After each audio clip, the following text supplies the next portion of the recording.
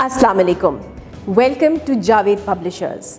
इस वीडियो में हम एटलांटिक सीरीज़ की किड्स इंग्लिश ग्रेड 4+ के बारे में जानेंगे। लेकिन इससे पहले कि हम ये जानें कि हमने कौन सा सबक पढ़ना है, आप टीचर्स के लिए कुछ इन्फॉर्मेशन है इस किताब को लेके। जैसे कि आपको मालूम है डियर टीचर्स कि ये इंग्लिश की सीरीज़ है और इंग्लिश को पढ़ाने के लिए सबसे बेहतरीन तरीका इंग्लिश इस्तेमाल करना है। तो इसका मतलब ये कि जब हम इस किताब के बारे में पढ़ेंगे और जानेंगे और बच्चों को पढ़ाने का तरीका सीखेंगे तो हम इंग्लिश में बात करेंगे। ज़्यादा परेशान होने की ज़रूरत नहीं है, हम स्टेप वाइज चलेंगे। शुरू में हम बाइलिंगुअल यानी उर्दू और इंग्लिश दोनों का इस्तेमाल करेंगे, लेकिन आहिस्ता आहिस्ता हम उर्दू कम और इंग्लिश ज़्यादा बोलेंगे। इससे आपको और मुझको एज टीचर्स अंग्रेज़ी बोलने की महारत आ जाएगी और बच्चों को इंग्लिश में फ्लुएंसी आ जाएगी। दूसरी चीज़, इस किताब में हम फोनिक्स यानी आवाज़ों के बारे में भी बातें करेंगे, इन्फॉर्मेशन लेंगे और बच्चों को सिखाएंगे।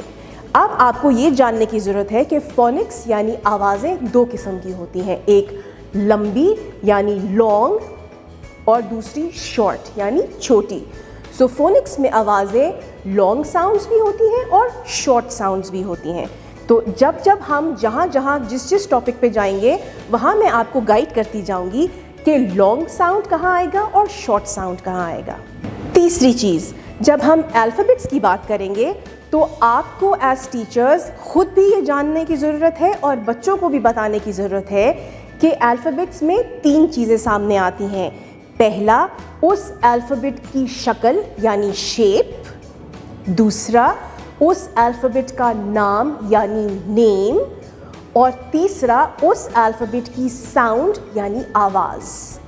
ठीक है, यानी जब आप वो अल्फ़ाबेट बच्चे को पढ़ा रहे होंगे तो आप बच्चों को इन तीनों चीज़ों के बारे में बताएंगे। और आखिरी बात, हम इस पूरी चीज़ में जब हम आवाज़ों की बात करेंगे तो हम फॉर्मेशन की भी बात करेंगे।